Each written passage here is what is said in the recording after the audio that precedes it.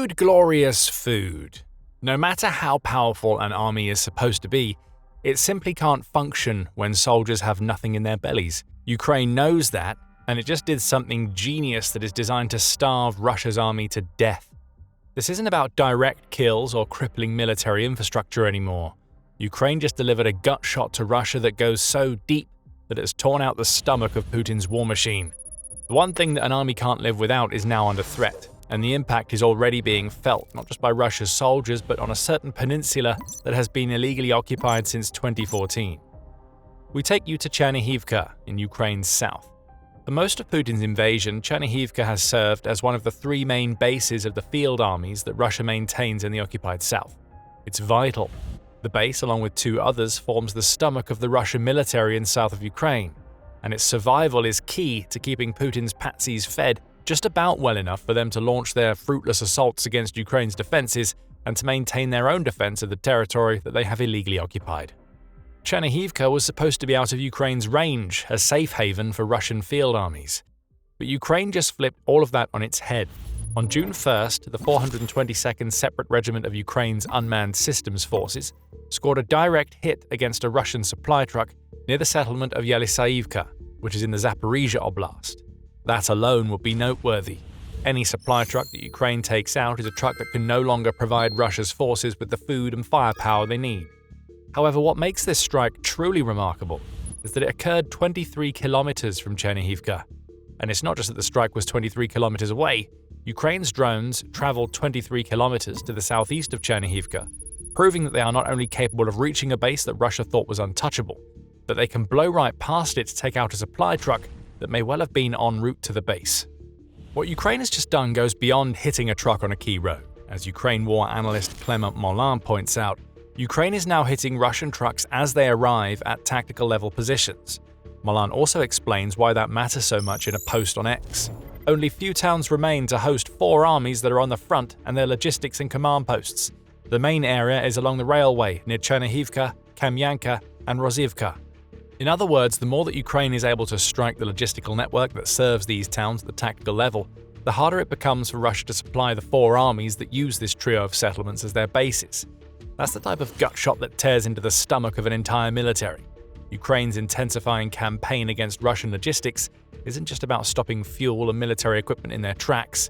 Russia's destroyed trucks could carry anything, including the vital food supplies needed to fuel a ground army that is being ordered to carry out non-stop assaults in Ukraine's south and east. Those assaults either don't happen or are severely weakened when soldiers don't have food in their stomachs. The burning remains of a supply truck 23 kilometers to the southeast of Chernihivka is an explosive message to Russia that four entire field armies are now at risk of being starved out of their positions. Here's where it gets really serious for Russia. If this was a story of a single burning supply truck, then it wouldn't mean much. A truck full of supplies being lost does hurt Russia, but it's not enough to cripple a field army, let alone four. But it's not just one truck, it's hundreds of them.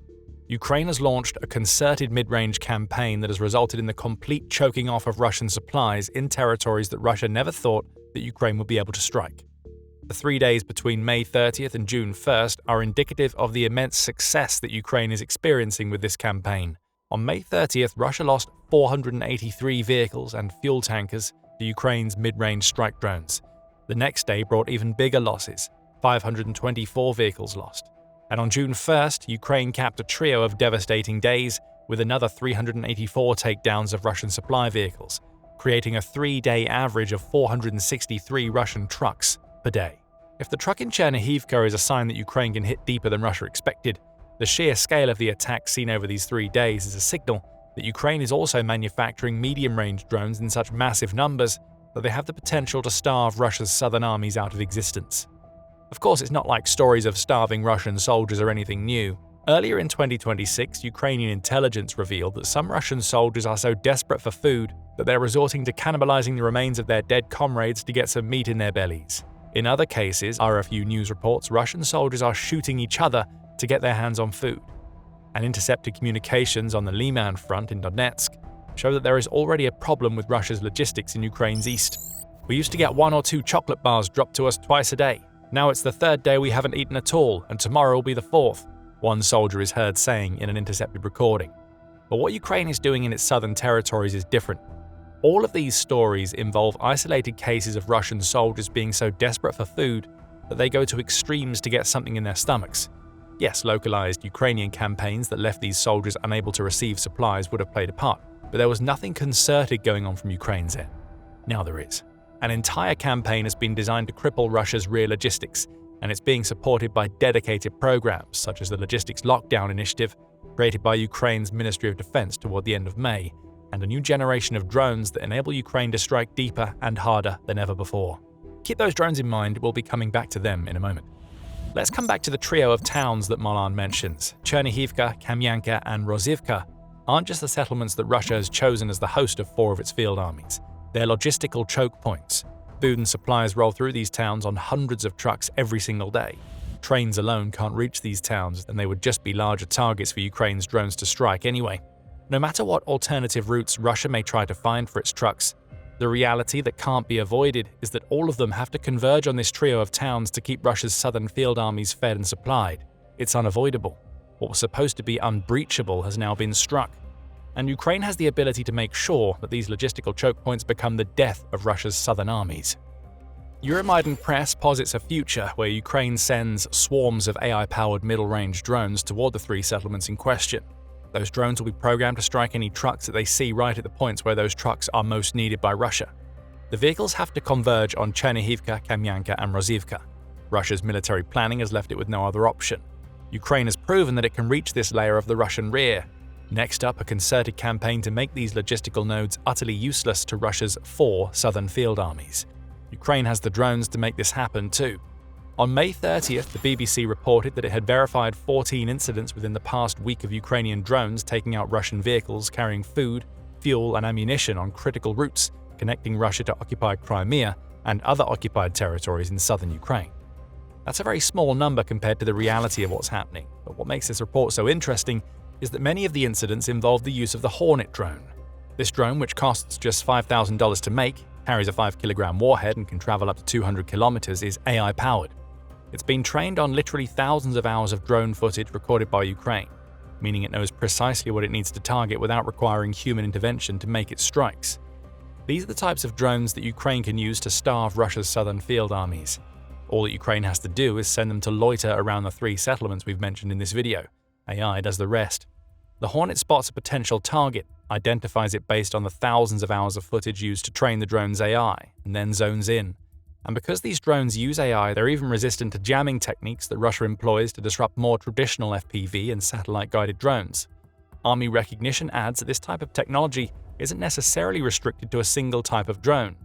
Palantir's Prisma battlefield management system underpins what the Hornet does, and that's a system that could likely be used to infuse more of Ukraine's middle-range drones with the AI targeting capabilities that they need to deliver shot after shot to Russia's stomach.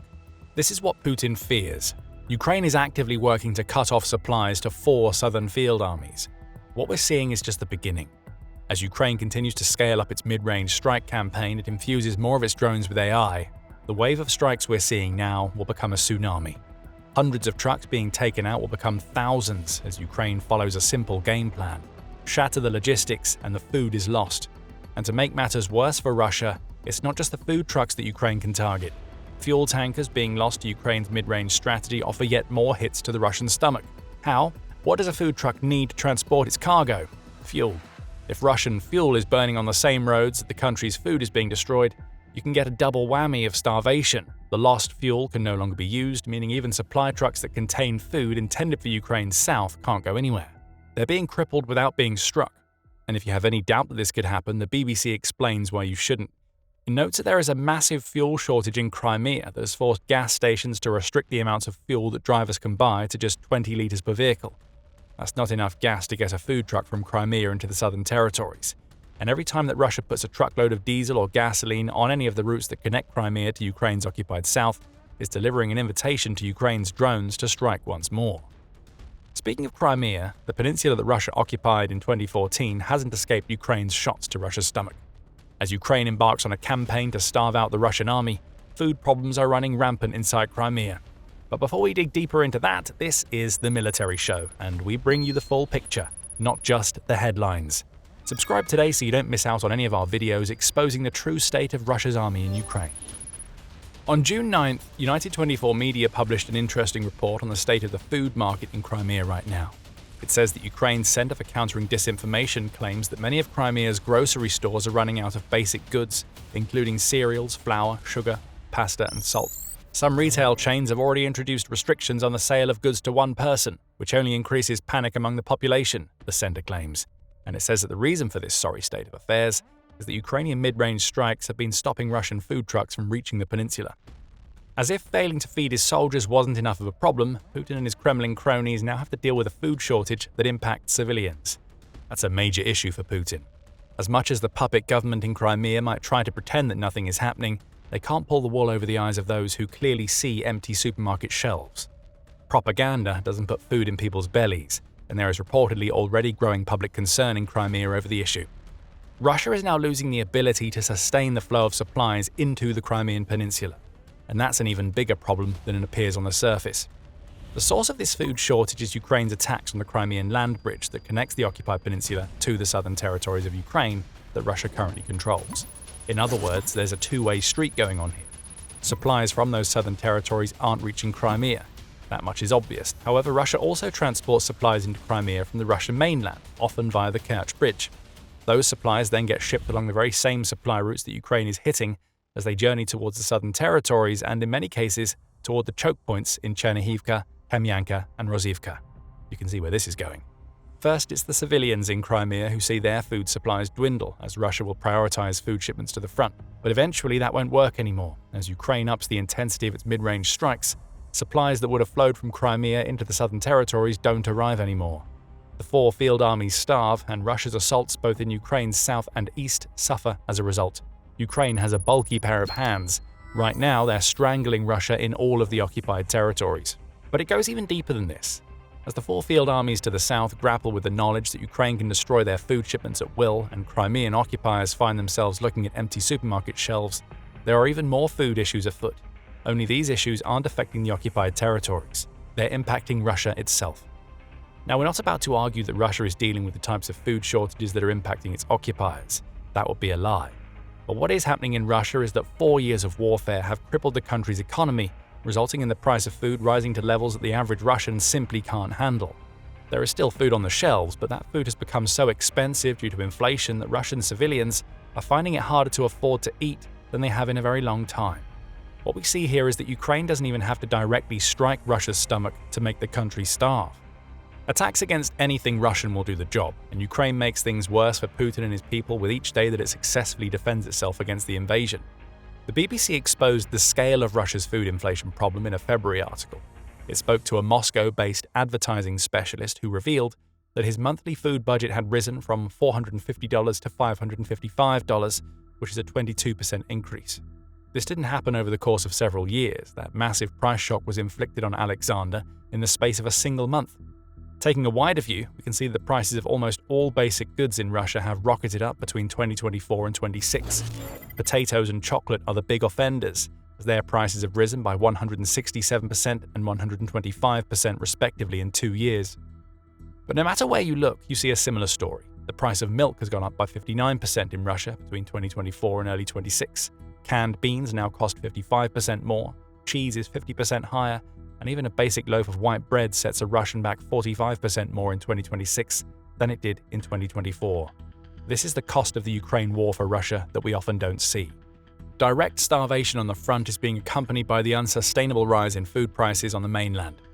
The Moscow Times also reported on this issue in April. It claims that the demand for low-cost foods and store-brand items is skyrocketing all over Russia because shoppers can no longer afford the branded goods that they would have bought just a few short months ago. Russia still tries to claim that real income growth is somewhat healthy. State statistics agency Rosstat did note that growth slowed in 2025, down to 7.4% from 8.2% in 2024, and that the last quarter of 2025 had seen income growth drop to 5.8%. These would be half-decent figures were it not for the fact that food inflation is outpacing these growth stats by several multiples for even the most basic items. Again, Russia isn't in danger of running out of food for its people on the mainland. We're unlikely to see a Crimea-type situation happening in Moscow. But what we are seeing is the economic impact of Putin's war coming home to the average Russian. An economy that is veering closer to ruin than it has since 2022 is making it harder and harder for the average Russian to eat. Russia's 4 field armies in the south have it much worse. At least they will soon, as Ukraine expands its mid-range campaign to cripple the Russian army's stomach. It's not a drone taking out one truck 23 kilometers southeast of Chernihivka that's the major problem. What this strike represents is the killer for Russia's army. Safe zones in the occupied territories are now under threat. Ukraine has identified the logistical choke points for Russia's entire southern military posture. Now all it needs to do is squeeze. Swarms of AI drones and more attacks on trucks heading between Crimea and the occupied south will come. Soon, the empty Crimea shelves will be accompanied by food running out for 4 entire field armies. The result will be faltering offensives and more opportunities for Ukraine to counter and drive Russia back than ever before. Crimea offers the clearest signs that Russia is struggling with food and fuel more than any other occupied territory. We've touched on this already in the video, but it's Ukraine's campaign against the crucial R280 land bridge that is doing the damage. For the first time since 2014, the liberation of Crimea no longer looks like a pipe dream. It looks like a sustained campaign that will return the peninsula to Ukraine. Find out more by watching our video. And if you enjoyed this video, remember to subscribe to The Military Show to see more exposés of the crippling problems that Putin's patsies face in the occupied territories. And thank you for watching.